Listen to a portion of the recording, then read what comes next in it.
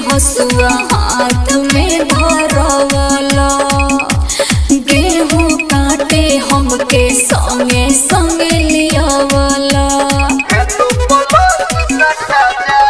तब भोरे भोरे हसुआ हाथ में धरवला गेहूं काटे खातिर संगे संगे लियावला नरम कलैया सुनाए सैया हथवा हमर कटा जाई तो जनी चिंता कर धनिया वही पर हैंडो प्लस सटा जाई तो जनी चिंता कर धनिया वही पर हैंडो प्लस सटा जाई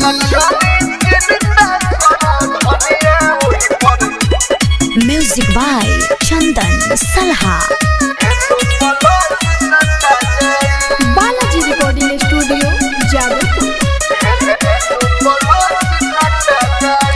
नैहर में जवन कोई न कमवा उहे हमसे करावतनी कैसे कटला गेहुआ वो काटे के सिखावतनी नैहर में जवन कोई न कमवा उहे हमसे करावतनी कैसे कटला गेहुआ वो काटे के सिखावतनी डर लगे पिया धड़कता जिया देहिया हमर छिला जाई तो जनी चिंता कर धनिया वही पर हैंडो प्लस सटा जाई तो जनी चिंता कर धनिया वही पर हैंडो प्लस सटा जाई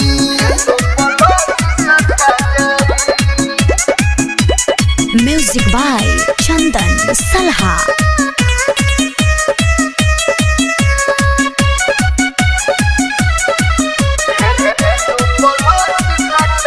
काचे उमर बा पातर कमर बा नाला में कहीं लचक जाई माई देखी कि गेहूं न कटाई त देखते सुन सनक जाई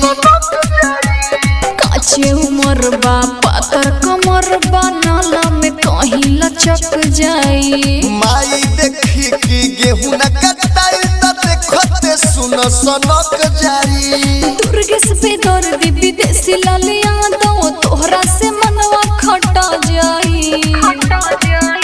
तो जनी चिंता कर धनिया वही पर हैंडो प्लस सटा जाई तो जनी चिंता कर धनिया वही पर हैंडो प्लस सटा जाई। Balaji recording studio Jadavpur.